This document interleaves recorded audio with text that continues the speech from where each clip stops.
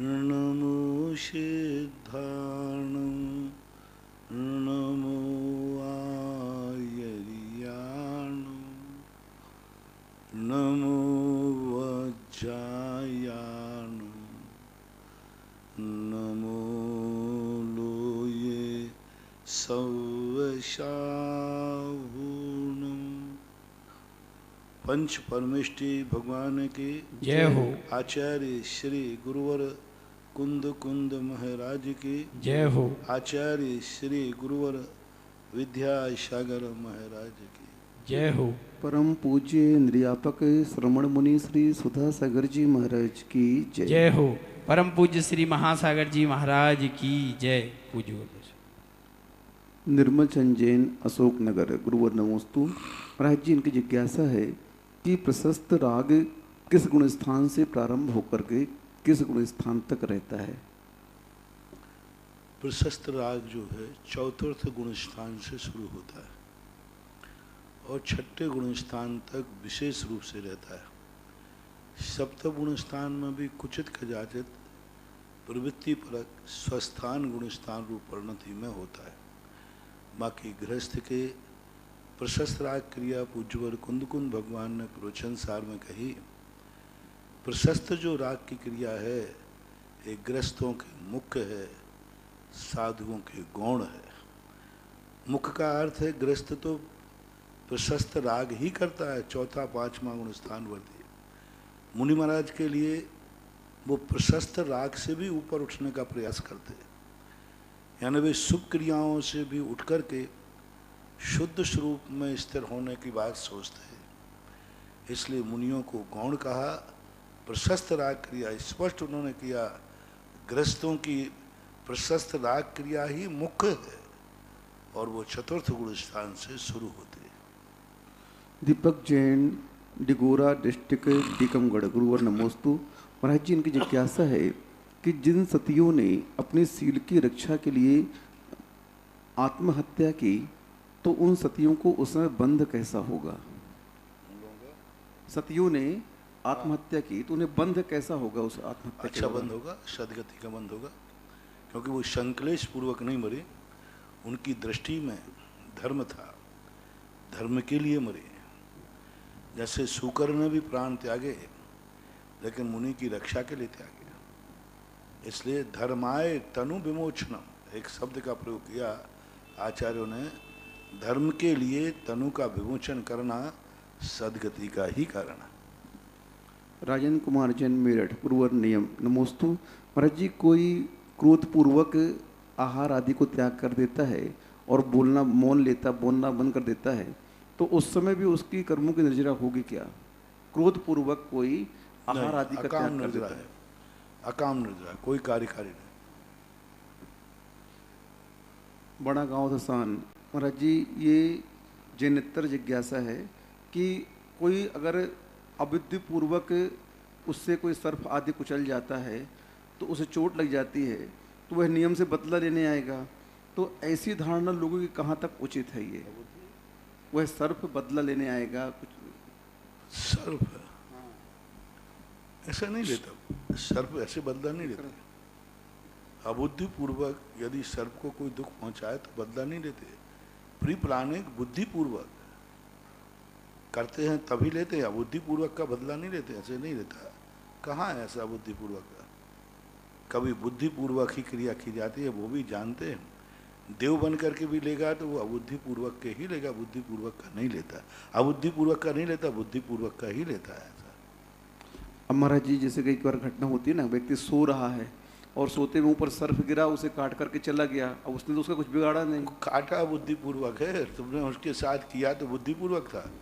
ऐसे वो भी जब सो रहा होगा और तुमने उसके ऊपर गाड़ी चढ़ा दी होगी, वो भी सो रहा होगा और तुमने उसके ऊपर चला करके धोखे में सांप चुपचाप बैठा रहता है तो उसको मारने वाला बहुत धीरे से जाता है और मार देता है, वो तैयारी नहीं हो पाता। ऐसी बात नहीं है। अभी तुमने उसके सीधा सा मारा होगा, उसने तुम्हें मार दिया, तो ये तो कर्म का सीधा लेन देन है। महेंद्र जैन पत्रकार गुरुवर नमोस्तु। महाराज जी, ये कह रहे हैं कि बुरे लोगों के पास बैठने से कोई ज़रूरी नहीं कि व्यक्ति बुरा हो जाएगा, लेकिन दागी अवश्य हो जाता है। तो महाराज जी हम आज में वर्तमान में अपने बच्चों को लेकर उन अभिभावकों को कैसे उन पर नियंत्रण करें कि वो अपने बुरे लोगों की संगति छोड़ दें? आपके बच्चे हैं, आप समझें उसको किस ढंग से वो छोड़ सकता है, बुरे लोगों के बीच से कैसे उसको हटाया जाए। पहली बात तो जब उसने शुरुआत ही की थी तब आपने ध्यान क्यों नहीं दिया?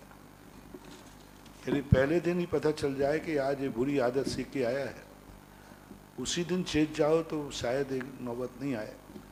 आप उस समय चेतते हैं जब वो बुरी आदत उसके पूरे रग रग में समा जाती है। बुरे लोगों के बीच में रहते रहते वह अपने सारे दाव पेच सीख जाता है। कोई भी इस प्रकार की घटना है, तुरंत यदि ध्यान दे दिया जाए तो बात अलग है। अब एक ही है कि अब उसके धीरे धीरे समझाने का प्रयास करें, क्षेत्र बदलें, काल बदलें, उसका स्थान बदलें, संगति बदलने का प्रयास करें, उसको दूसरे ऐसे काम बताएं जिससे वो बुरे लोगों के साथ ही नहीं जा पाए, ऐसे कार्य में उसको दूर भेज दें जिससे उसकी बुरी संगति नहीं पड़ पाए, अच्छे लोगों की संगति में भेजें, साधु संतों के साथ भेजें, जहाँ साधु संत हैं उनकी संगति ज़्यादा कराएं। तो यही प्रयास किया जा सकता है। आदि कुमार जैन, बंडे, नागपुर। गुरुवर नमोस्तु। महाराज जी इनकी जिज्ञासा है कि आपने 14 तारीख को प्रवचन में कहा था कि माँ कमज़ोर हो तो उसका साथ देना चाहिए, पत्नी कमज़ोर हो तो उसका साथ देना चाहिए, अगर दोनों कमज़ोर हो महाराज जी तो किसका साथ दें? आधा आधा देना चाहिए। सीधी बात, थोड़ा उसको दे दो, थोड़ा उसको दे दो। अब वो प्रश्न अपना अभी पढ़ा ही हुआ है। हाँ, वो प्रश्न अभी उधारी में पड़ा है, कमज़ोर का साथ देना चाहिए, हाथ ध्यान देना है। वो शुरुआत हुई थी थोड़ी सी, कभी आएगा तो ध्यान में करेंगे। विद्या जैन, बड़ा गांव धसान। गुरुवर नमोस्तु। महाराज जी मोक्ष मार्ग में देखा जाता है कि मोक्ष प्राप्त करना बहुत सरल है, लेकिन जो रिद्धियाँ होती हैं उनके लिए कठोर तप करना पड़ता है। तो महाराज जी रिद्धियाँ ज़्यादा प्राप्त में पुरुषार्थ गम्य है कि मोक्ष? रिद्धियाँ प्राप्त नहीं की थी, प्राप्त हो जाती। प्राप्त करने से आज तक किसी को कोई रिद्धि प्राप्त नहीं हुई। वो तो मोक्ष के लिए जो तपस्या करते हैं, रिद्धियाँ तो पुरस्कार है। जैसे आप नौकरी में कोई अच्छा काम करें तो आपका मालिक आपको पुरस्कार देता है, 1 महीने का वेतन ऊपर से फ्री दे देता है। ऐसे ये रिद्धियाँ तो पुरस्कार हैं, उन्हीं को होती हैं जो सच्चे मन से मोक्ष की साधना करते हैं। ऐसा नहीं है कि मोक्ष की साधना न करे और रिद्धियाँ प्राप्त हो जाएं, ऐसे होने वाली नहीं।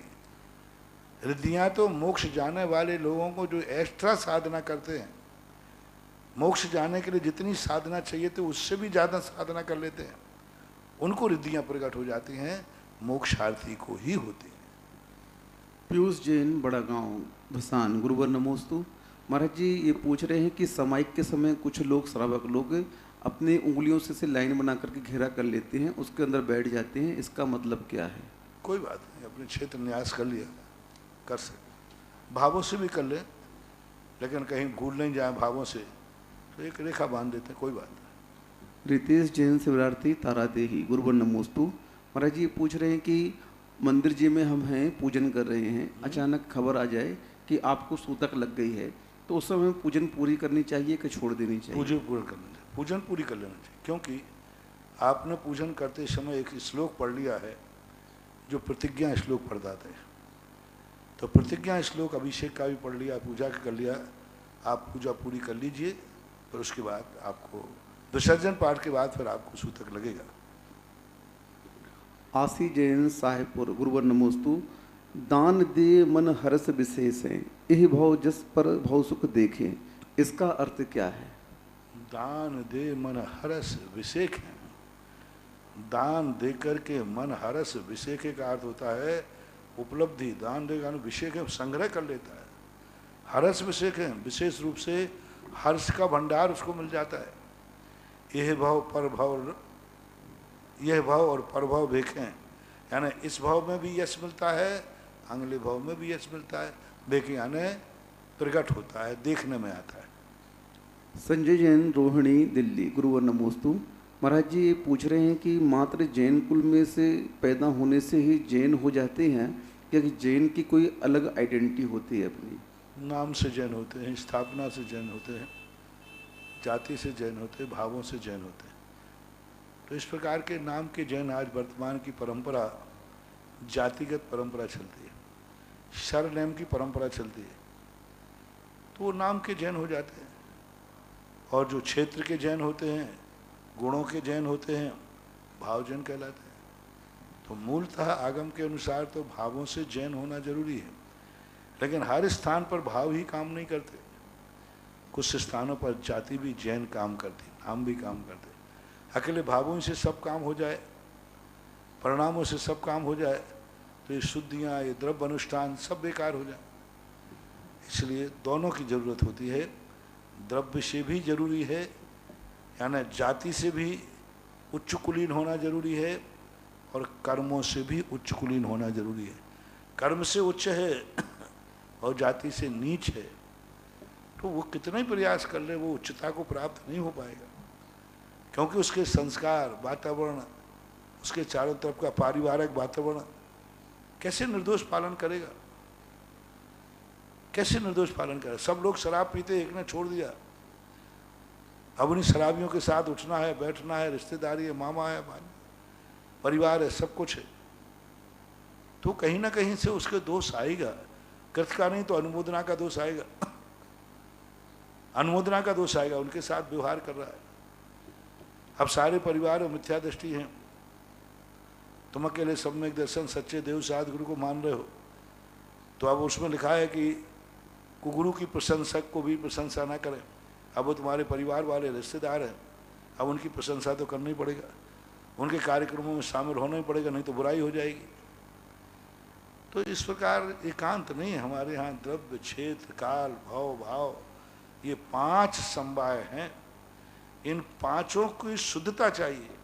ये पांचों जैन होना चाहिए, पांचों ब्राह्मण होना चाहिए, पांचों क्षत्रिय होना चाहिए, पांचों शुद्ध होना चाहिए। द्रव्य अकेले से काम नहीं चलेगा।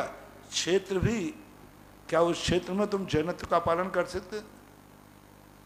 कबीरा तेरी झोपड़ी गल कटकन के बीच, कबीरदास लिखते हैं, क्या करेगा तू? गल काटने वाले है ना, बकरे काटने वालों के बीच में तेरी झोपड़ी है, कसाईयों के बीच में, कसाई मंडी में। कबीरा तेरी झोपड़ी गल कटकन के बीच, यानी कसाईयों के बीच में तेरी झोपड़ी है। अब तू कहाँ से दया पाल पाएगा, कितना धर्म कर पाएगा? 24 घंटे गल कट रहे हैं वहाँ पर। तो वातावरण, क्षेत्र ही तुम्हारे जैनत्व के अनुकूल नहीं है, तो क्या करोगे, कैसे करोगे? जिस गली में विहार करोगे वहीं मांसाहार। एक बार कलकत्ता में विहार करने की स्थिति आ गई, खड़र-पुदर।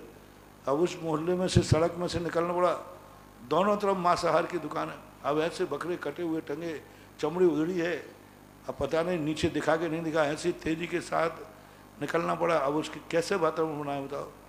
पूरे 24 घंटे सामायिक वही चीज़ दिखती रही, ग्लानि भाव भर गया। तो सब चीज़ें चाहिए, एकांत मत समझो। भाव ही प्रधान नहीं है, भाव भी प्रधान है। टीकम जैन ब्रजात्या भीलवाड़ा, गुरुवर नमोस्तु।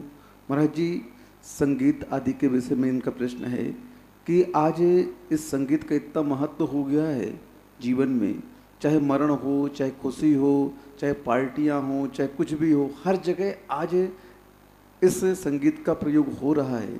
तो क्या संगीत आत्मा की पर्याय है? संगीत का जीवन में महत्व क्या है?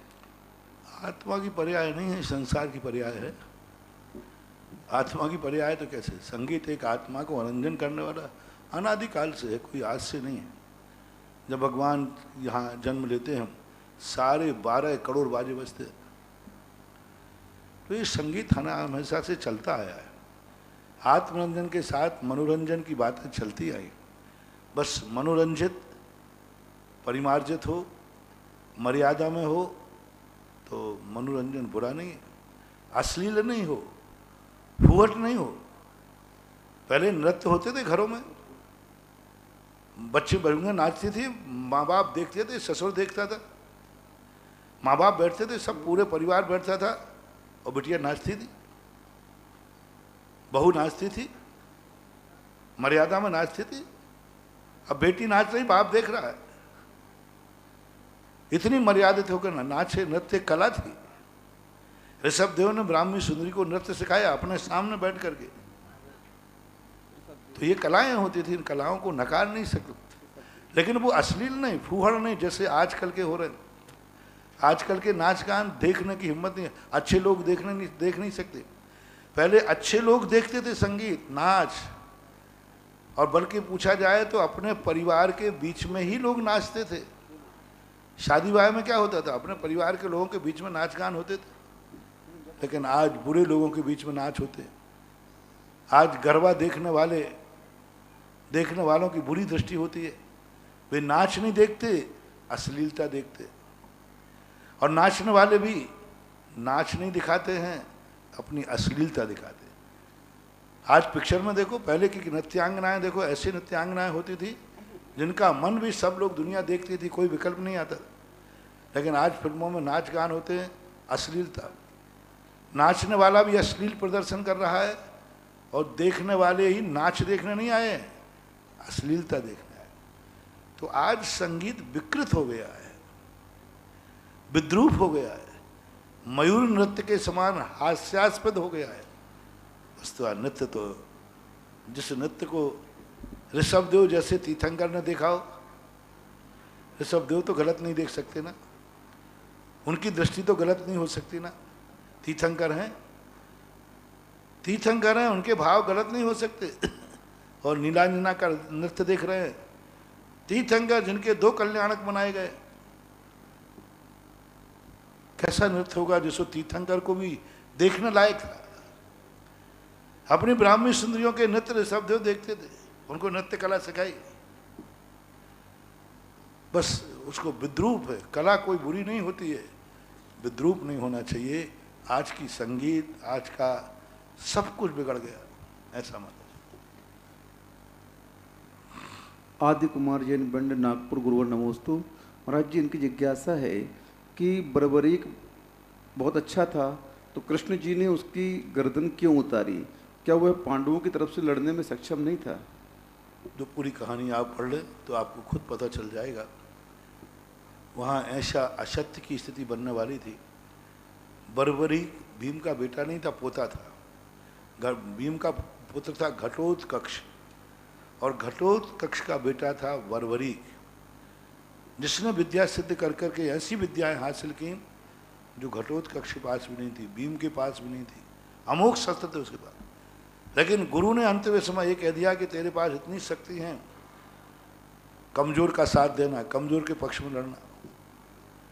तो निर्णय ये था कि वहां तो दुर्योधन कमजोर पड़ रहा था।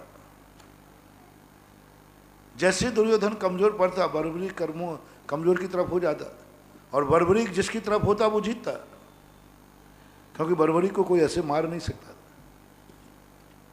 तो वहां तो असत्य का संबंध है। अब बर्बरीक ये नहीं जानता था कि कमजोर कौन है, अच्छा कौन है, बुरा है। ये नहीं कहा था कि अच्छे व्यक्ति का साथ देना, कमजोर का साथ देना। तो बर्बरीक से बहुत कहा गया पहले कि देखो, आप कमजोर का साथ दोगे तो कमजोर तो असत्य होता है, सत्य बलजोर होता है, बलजोर होता है, असत्य कमजोर होता है। तो तुम कमजोर का असत्य का साथ दोगे, अन्याय का साथ दोगे, कौरवों का साथ दोगे। बहुत समझाया, सबने समझाया उसको। उसने कहा मैं कुछ नहीं जानता, मेरे गुरु ने कहा है जो कमजोर हो उसका साथ देना, और लड़ेगा जरूर वो, क्योंकि वो तो सामने युद्ध हो रहा है। और महाभारत युद्ध हो गया, उसको शौक था, क्योंकि वो जानता था कि हर का व्यक्ति अपनी कला का प्रदर्शन करता चाहता है। योद्धा चाहता है कोई युद्ध होवे, तभी उसकी वीरता आएगी। और महाभारत जैसा युद्ध कब मिलेगा? तो कहता युद्ध में तो भाग लूंगा, लेकिन कमजोर का साथ दूंगा। तब कहीं जाकर एक घटना घटी, और इस घटना के पीछे बहुत बड़ा एक सत्य का विजय प्राप्त कराने का भाव था, इसलिए वो घटना घटी। आप पूरा बर्बरीक का चित्रण पढ़ोगे, सुनोगे, समझोगे, तो आपको खुद पता चल जाएगा कृष्ण जी उस समय क्यों निर्दयी बन गए। पांडवों से परामर्श किया उन्होंने। सबसे पहले भीम को कहा, भीम आपका पोता है, आपको बुरा लगेगा, आप मेरे विद्रोह में जा सकते हो। भीम से पूछा दादाजी से, घटोत्कच को मारा जा चुका था। सबसे पूछने के बाद, परामर्श करने के बाद, तब भीम ने कहा नहीं, बेटा बड़ा नहीं है, सत्य बड़ा है। तब कहीं जाकर के उन्होंने हुआ, ये बहुत बड़ा एक कहना चाहिए अप्रत्याशित घटना है। श्रीमती अनीता जैन, हिसार हरियाणा, गुरुवर नमोस्तु।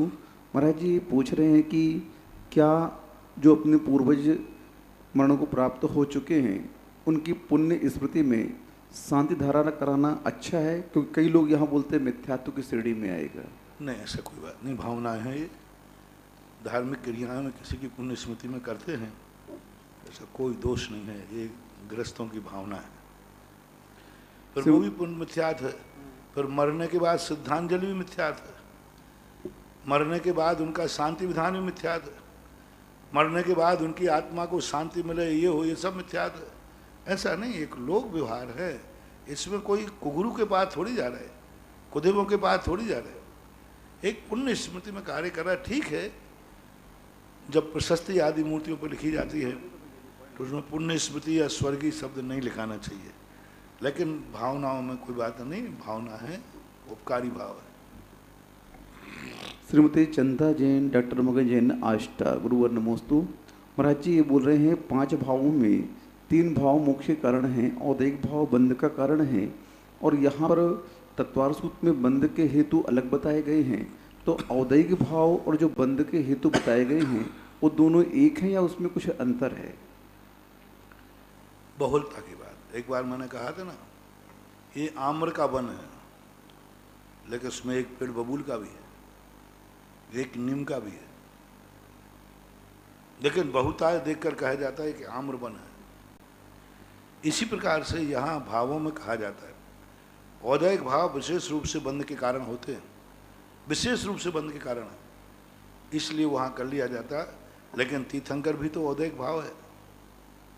तीर्थंकर प्रकृति भी कर्म के उदय से ही तो उनके तीर्थंकर बनते, लेकिन वो बंध का कारण नहीं है, बहुत आयत के। इससे सारे 6 संभाव मोक्ष के कारण हो ऐसा कोई नियम नहीं है।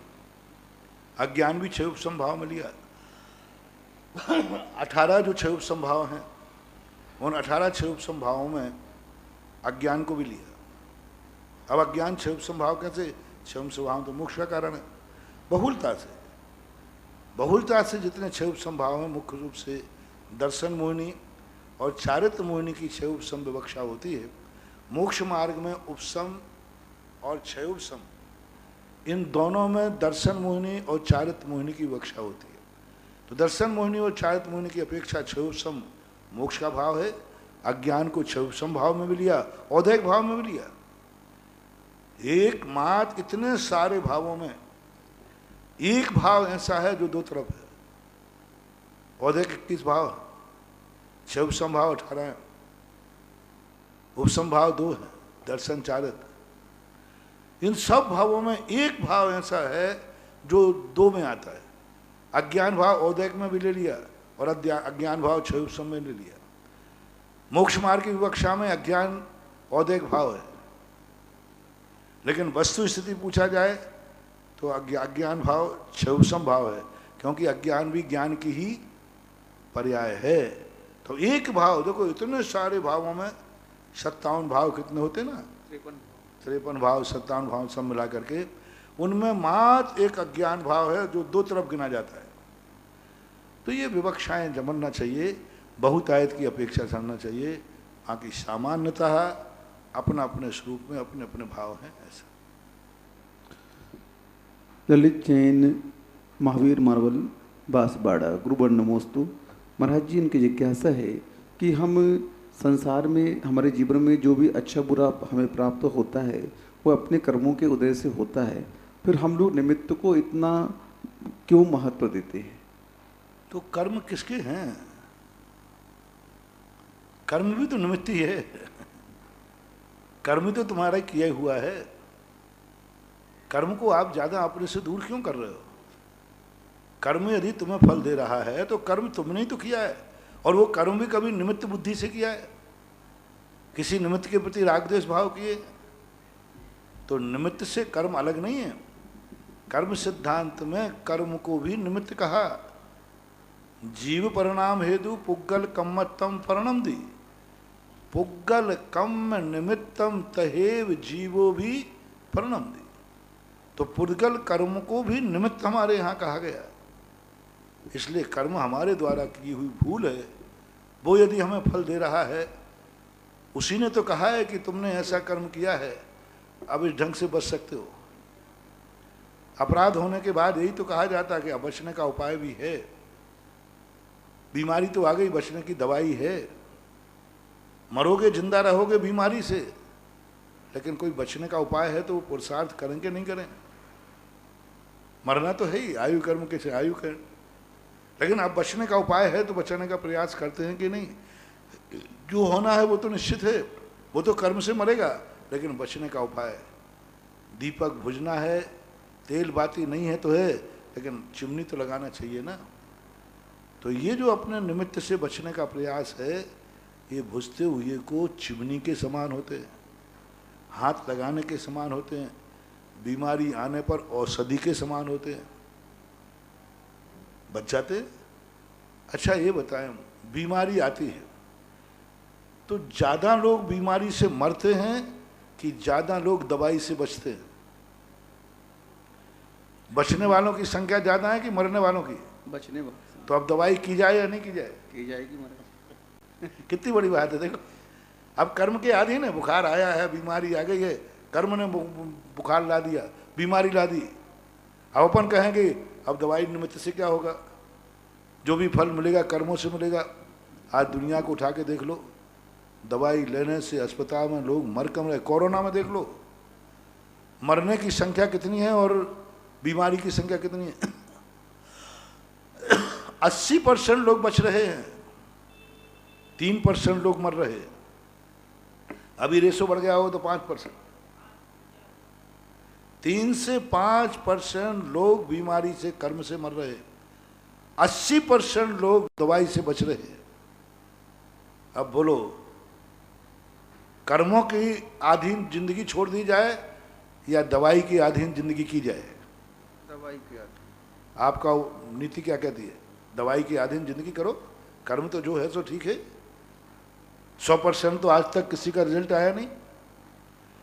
ऐसे ही शांति धारा में देख लीजिए, शांति धारा करने वालों के 80-90% लाभ हो रहा है, लेकिन 5-10% शांति धारा के बाद भी मर रहे हैं।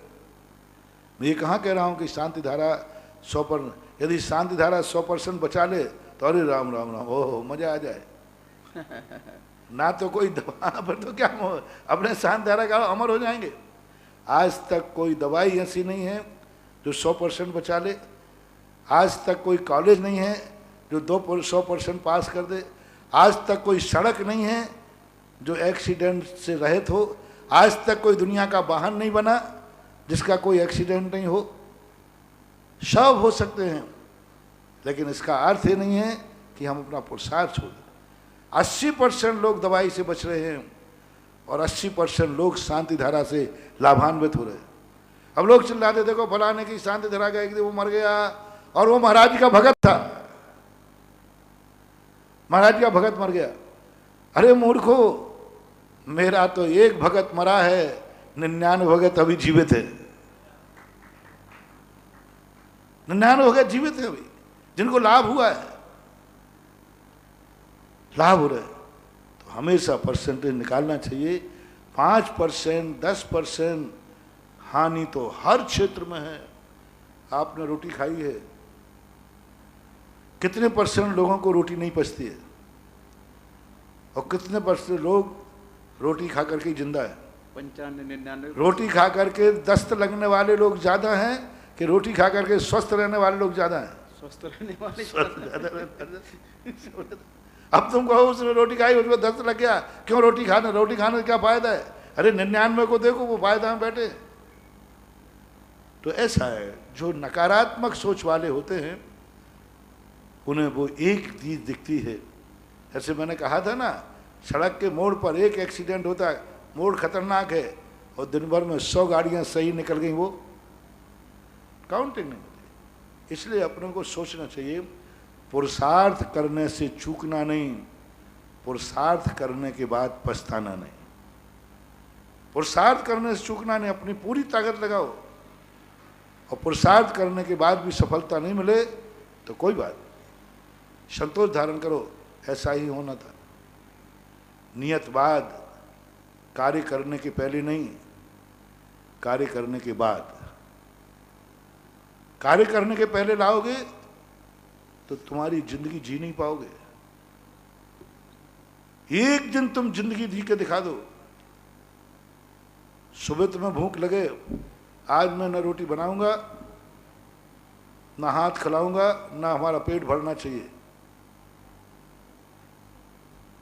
एक दिन करो, भूखे मरना पड़ेगा। हाँ, जब पूरा पुरुषार्थ कर लो और फिर रोटी नहीं मिले तो कहना अलाव, आज हमारी किस्मत में रोटी नहीं थी। बीमार व्यक्ति, अभी बुखार आया, नियत बात, जो होना है सो होगा, मैं कुछ नहीं करता। मैंने जो कहते ना जो होना है सो होगा, तो मैंने कहा ऐसे पंडित जी को एक बार कहते महाराज जी पंडित जी आके बोलते हैं क्रमबद्ध पर्याय ये वो, तो मैंने कहा उनकी सही बताऊं, उनको एक दिन गाड़ी में बैठाना और पूरी स्पीड से गाड़ी को छोड़ देना और ब्रेक पे से पैर हटा देना, ड्राइवर हटा देना पूरा, और स्टार्ट करके छोड़ देना। पंडित जी जो होना है सो होगा, जो जो देखी बीत राग ने। एक दिन करके तो देखो, 2 सेल्फास की गोली खा लो और फिर क्रमबद्ध पर्याय को बोलो, जो होना है सो निश्चित है। देखो क्या देखा है भगवान ने, मरना देखा है कि जीना देखा है? भगवान यही कहेंगे सेल्फास खाएगा तो मरेगा और नहीं खाएगा तो बचेगा। ऐसा परम पूज्य आचार्य गुरुदेव श्री विद्यासागर जी महाराज के परम आज्ञानुवर्ती शिष्य निर्यापक श्रवण मुनि पुंगव श्री सुधासागर जी महाराज के मुखारविंद से ऑनलाइन जिज्ञासा भेजने वाले, सुनने वाले, देखने वाले सभी भक्त जो जिनवाणी चैनल और सुधा कलश चैनल के माध्यम से गुरुवर की वाणी को आत्मसात कर रहे हैं, उन भक्तों की ओर से गुरुवर के चरणों में त्रिवार नमोस्तु नमोस्तु नमोस्तु। इस क्षेत्र के विश्व के बड़े बाबा चिंतामणि पासा भगवान की वेदिका के लिए स्वयंदान हेतु 51,000 रुपये की राशि आई है। राजकुमार जैन, मधु जैन, ऋषभ बिहार, दिल्ली। इसी क्षेत्र पर तपोदय तीर्थ में चलने वाले असीमकालीन भक्तांबर में एक नाम आया है। 51,000 रुपये की राशि में पूजनीय दादा दादी की पुण्य स्मृति में Anand, Kalpana, Akash Jain, sale tax inspector, Shrimati Sakshi, Adarsh naib tehsildar, समस्त चौधरी परिवार, जवेरा, जिला दमोह, मध्य प्रदेश। एक बहुत बड़ी सूचना देने जा रहा हूँ। चंद्रोदय तीर्थ चांदखेड़ी के बहुत सारे भक्त ये भूल जाते कि हमें अकाउंट कौन से में पेमेंट भेजना है। 4-5 लोगों ने तपोदय तीर्थ पर भेज दिया। भैया थोड़ा ध्यान रखिएगा, आपको चंद्रोदय तीर्थ चांदखेड़ी का पेमेंट चांदखेड़ी में भेजना है और तपोदय का पेमेंट तपोदय क्षेत्र पर भेजना है, क्योंकि यहाँ से वहाँ ट्रांसफ़र करने में दिक्कत हो सकती है। इस बात का विशेष ध्यान रखेंगे। आप पेमेंट नहीं भेजें, आप जब चांदखेड़ी जाएं तब भी लेके आ सकते हैं, उसमें भी कोई विकल्प की बात नहीं है। तो आज चंद्रोदय तीर्थ के लिए भी 7 भक्तों ने अपनी स्वीकृति भेजी है।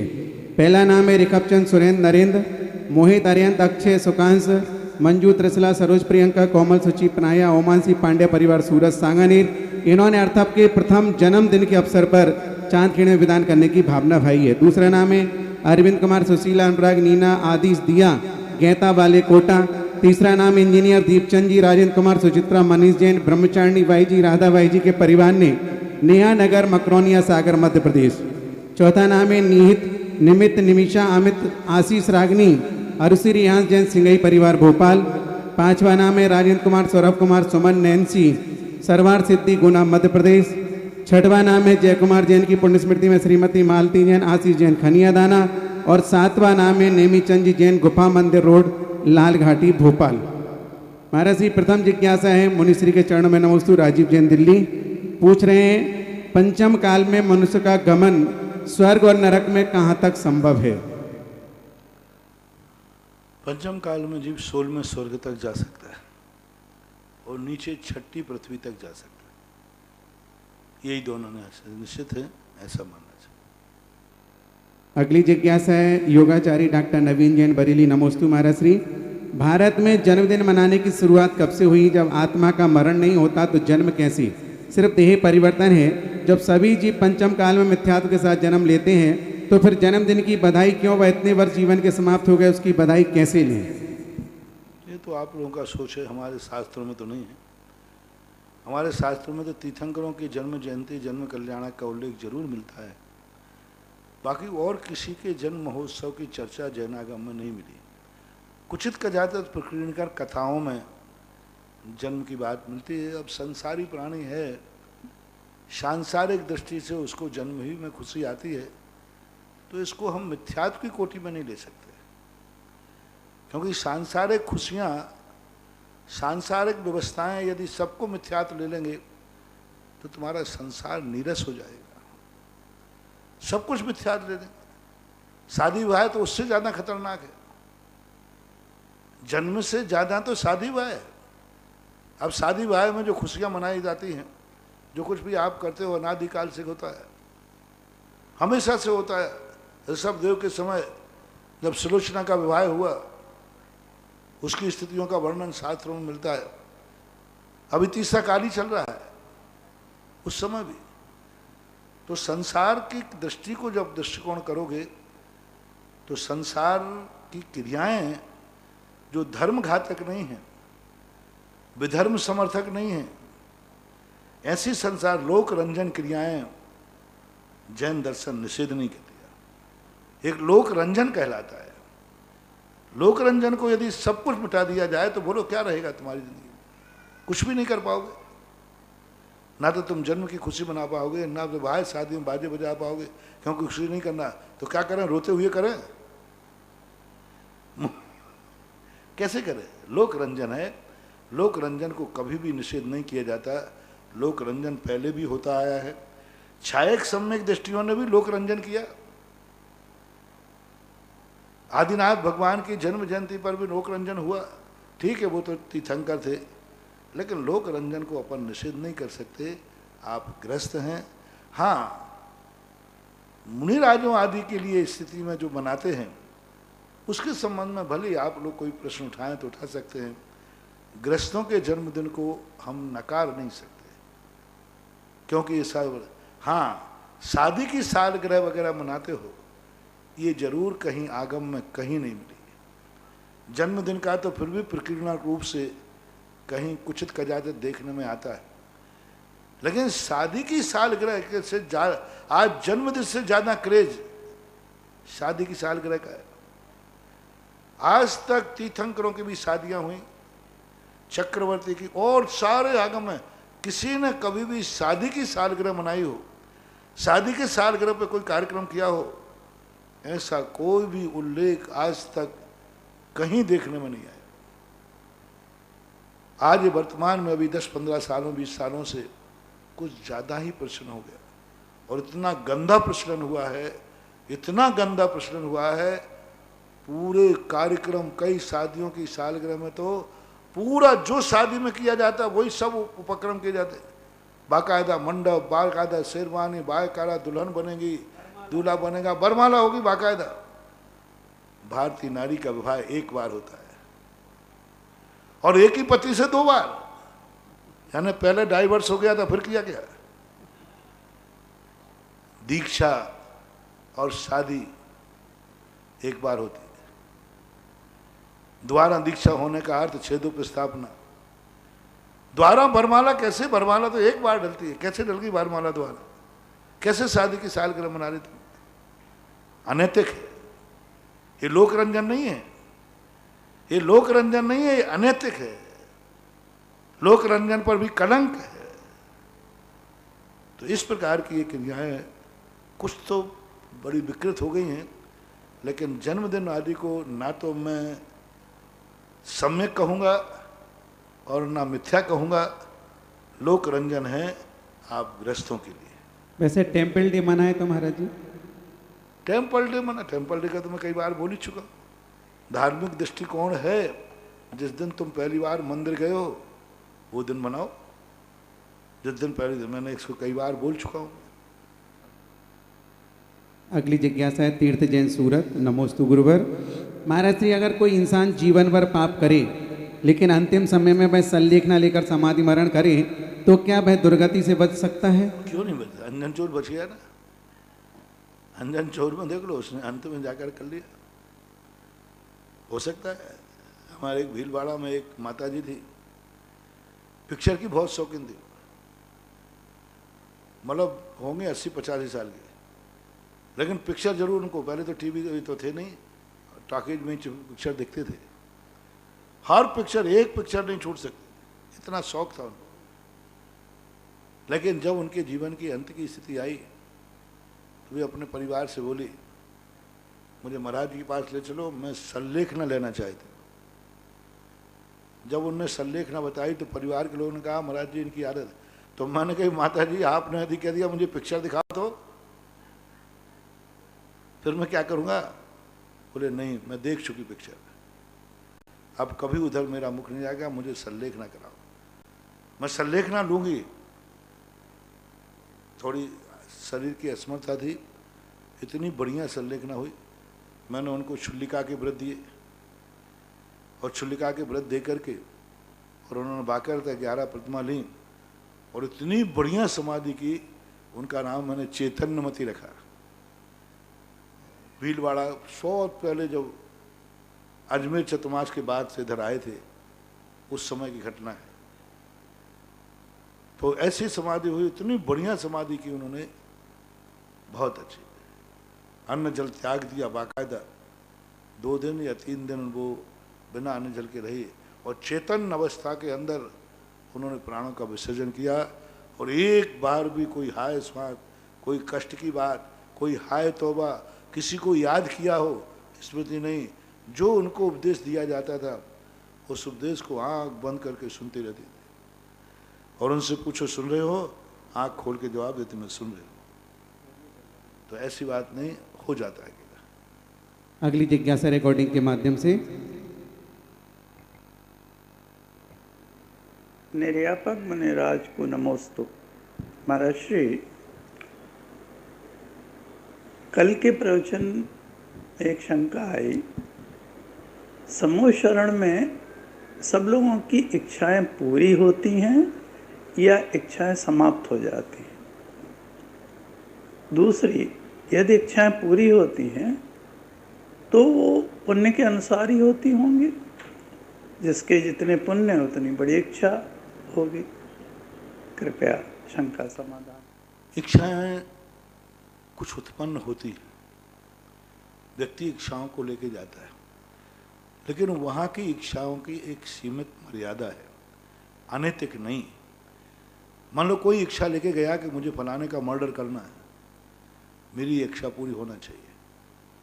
मुझे किसी के यहाँ डाका डालना है, इच्छा पूरी होना चाहिए।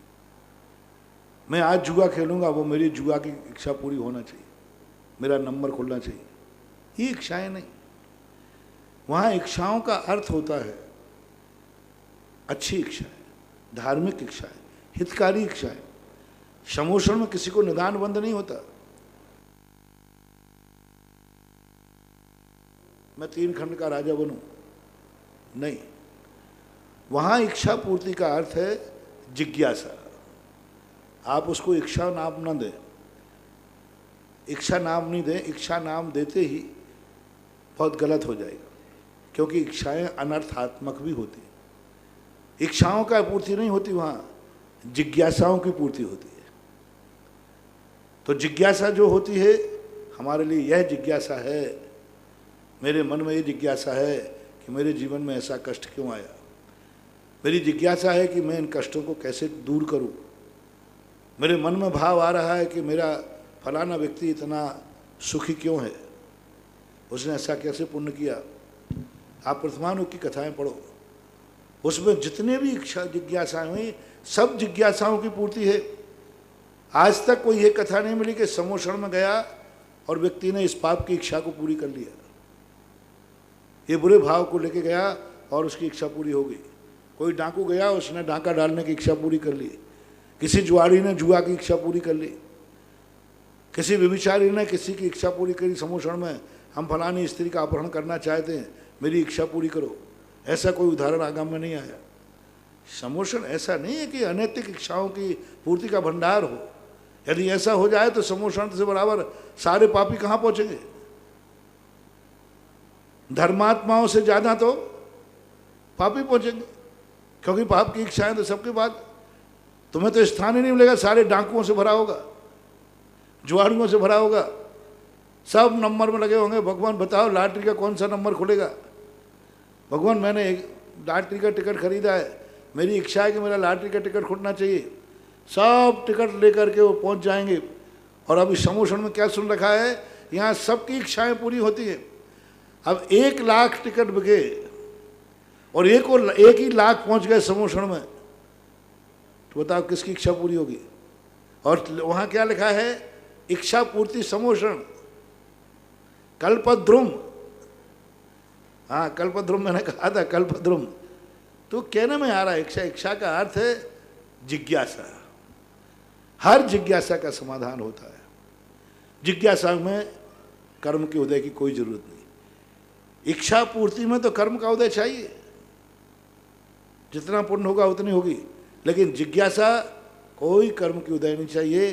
जो जिज्ञासा करोगे, हर जिज्ञासा समाधान होती है, इच्छाओं की पूर्ति का नहीं। बहुत अच्छा शब्द आ गया है, इच्छा शब्द ना लेके जिज्ञासा का शब्द का प्रयोग करो तो इस समाधान आपका हो जाएगा। अगली जिज्ञासा पुनः रिकॉर्डिंग के माध्यम से। नमोस्तु महाराज श्री जी। तत्वा सूत्र के अध्याय 6 का पहला सूत्र काय वांग मना कर्म योग ऐसा है। आचार्य भगवंतों ने काय को पहले लिया, पर जनरल में बोलने में आता है मन वचन काय। इसके पीछे आचार्य भगवंतों की क्या भावना रही होगी, कारण बताएं। नमोस्तु महाराज श्री जी। काय मांग मना कर्म। काय मांग मना कर्म। जी। ठीक है ठीक है। वहाँ हमारे लिए स्थूल से सूक्ष्म की तरफ गए। मैंने जब तत्वार सूत्र का वाचन हुआ 10 लाख क्षण पर में, तब मैंने ये कहा था काय वांग मना कर्म योगा। सबसे पहले हमें पकड़ में काय में आता है, और काय का कंट्रोल पहले होता है। हमेशा जब किसी चीज़ पे कंट्रोल करना है तो पहले छोटे पे कंट्रोल करो, फिर मध्यम पर, फिर हाई पे। तो ये वहाँ पर सबसे पहले हम काय पर रोक सकते। हम यहाँ 1 घंटे नहीं उठेंगे। वचन को रोकना कठिन है, क्योंकि वचन अंदर अंदर चल सकता है, पर मन को रोकना और कठिन है। तो यहाँ स्थूल से सूक्ष्म की तरफ वर्णन करने की अपेक्षा से काय वांग मनः कर्म योगा, इस अपेक्षा से कह दिया। अगली जिज्ञासा पुनः रिकॉर्डिंग के माध्यम से। गुरुवर नमोस्तु नमोस्तु नमोस्तु रमेश गजिया गांधीधाम। गुरुवर आज का प्रवचन तो बहुत ही गजब का प्रवचन था। गुरुवर गजब का आपका चिंतन आज सुनने को मिला। गुरुवर आपने कहा कि अकारण संबंध बनाओ, कारण से संबंध बनाने में मोक्ष की प्राप्ति और संसार में भी प्राप्ति नहीं होती है। गुरुवर अकारण संबंध कैसे बनाए, क्योंकि जब तक सामने वाला इसे भी राग नहीं होगा, सामने वाला राग नहीं करेगा तो संबंध कैसे बनेगा। जैसे आपको भी गुरुवर आचार्य श्री से राग है, आपका कहाँ से अकारण संबंध हो गया। आपका भी कारण है कि वो आपके गुरु और आप उसके शिष्य हैं, और वो भी आपको शिष्य मान रहे हैं। ऐसा तो नहीं है कि सुधासागर जी को शिष्य नहीं मान रहे, उनको निर्यापक की उपाधि थी गुरुवर, तो वो कैसे संभव है। वो भी मान रहे हो और आप भी मान रहे हो, तो अकारण कैसे हो सकता है संसार में लेते हुए। दूसरा, आपने गुरुवर आज एक बहुत बड़ी बात बोली कि गुरुवर आत्मा से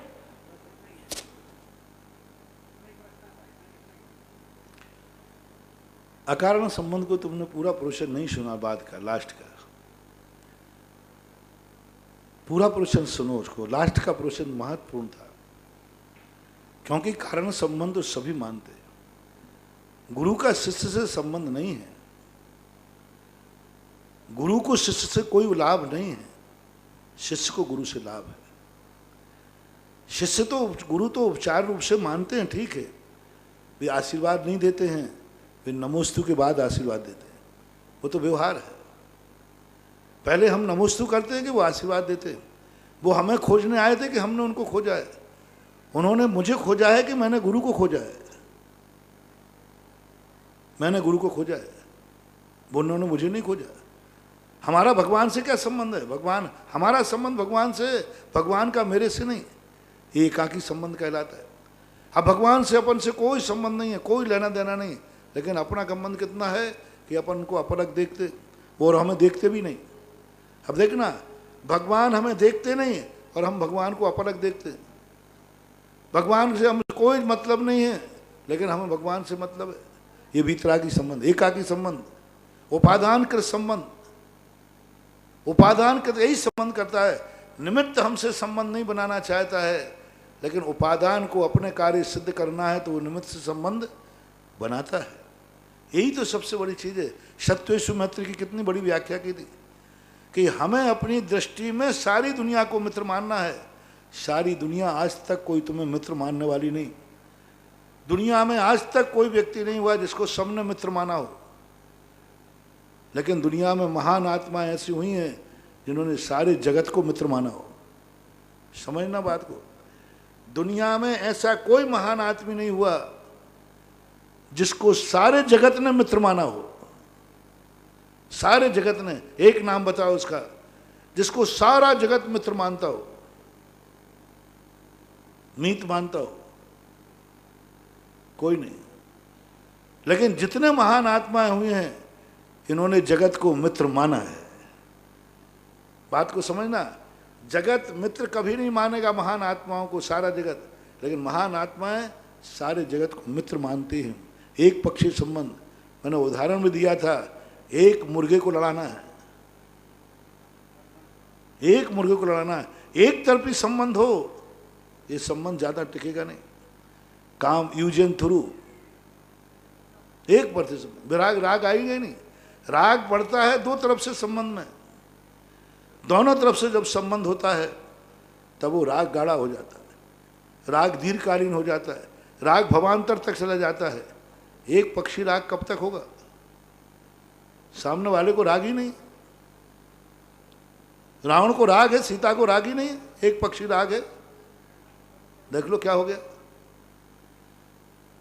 एक पक्षी राग होने से सीता का क्या बिगड़ा? कुछ नहीं बिगड़ा, एक पक्षी राग था। कितने जो लोग हैं दुश्मन, एक पक्षी राग।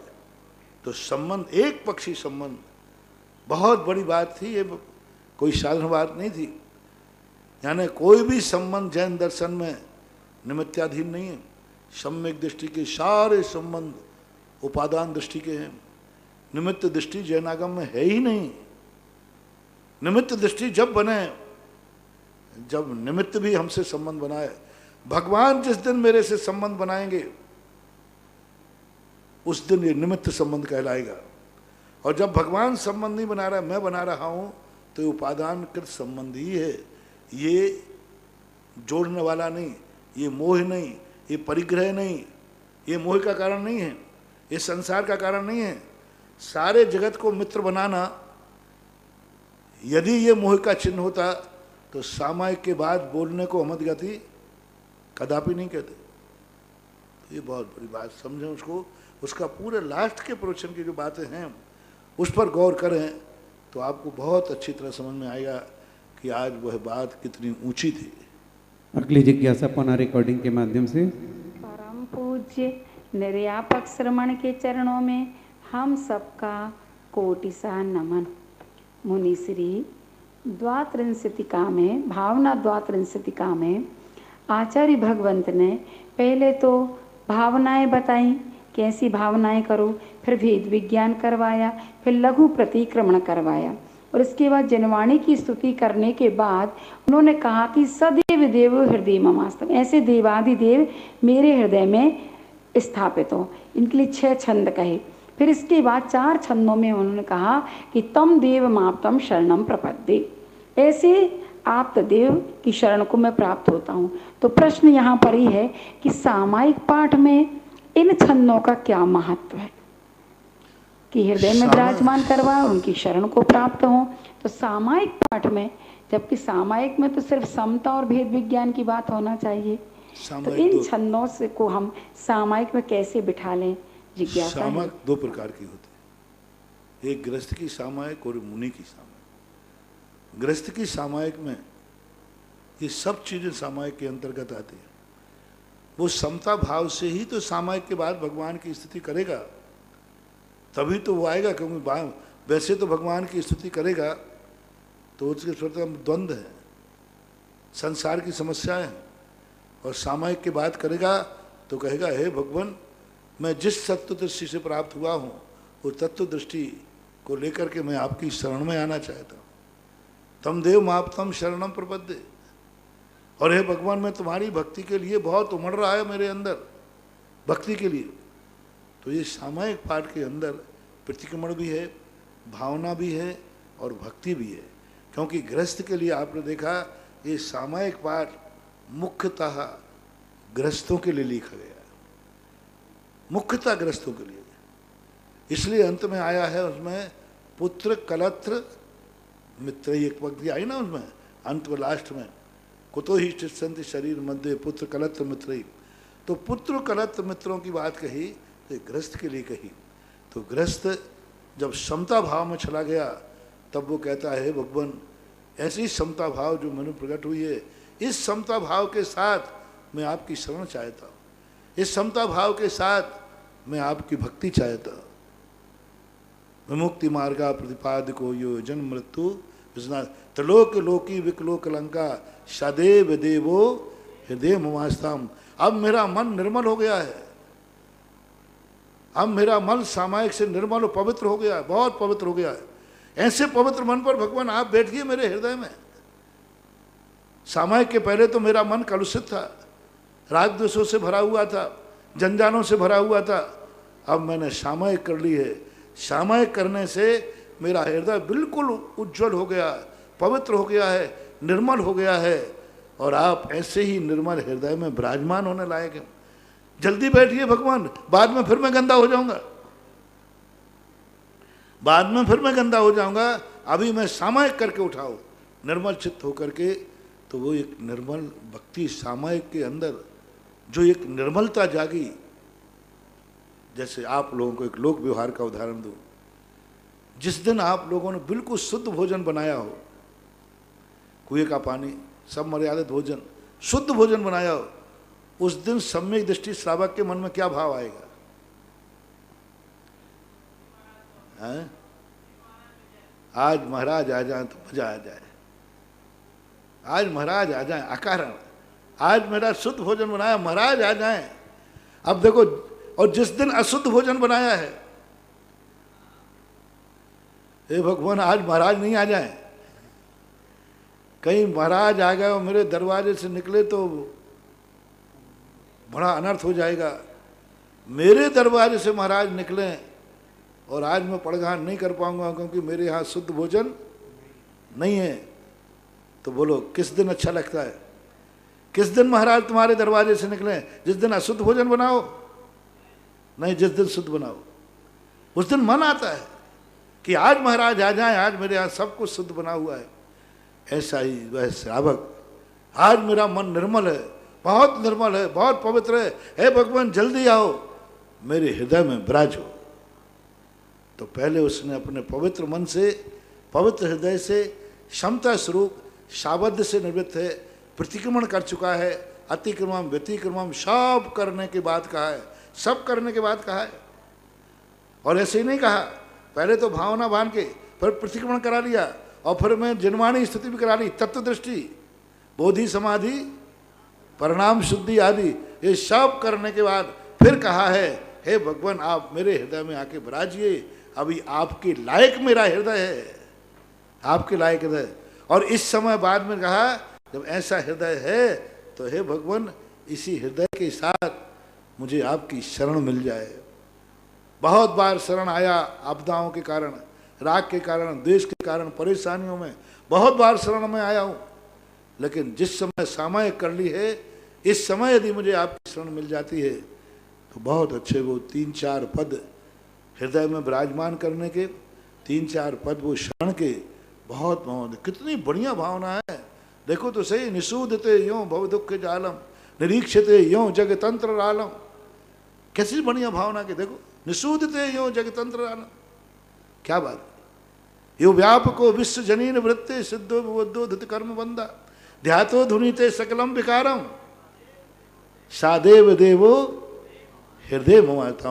एक एक पंक्ति देखो कितना वो अपनी निर्मलता का बखान कर रहा है, निर्मल कालता का बखान। क्रोड़ीकृता शेष शरीर वर्गा रागादयो यस्य न संति दोषा निरिंद्रियो ज्ञान सदैव देवो हृदय ममान। क्रोड़ीकृता शेष शरीर वर्गा रागादयो यस्य न संति दोषा।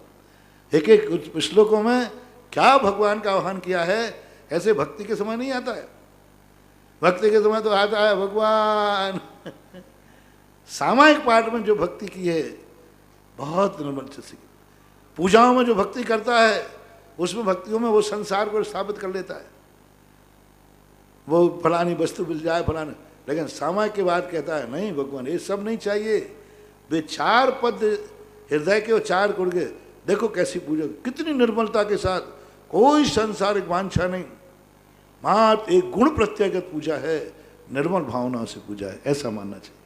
अगली जिज्ञासा है सालू जी उज्जैन। नमोस्तु महाराज जी।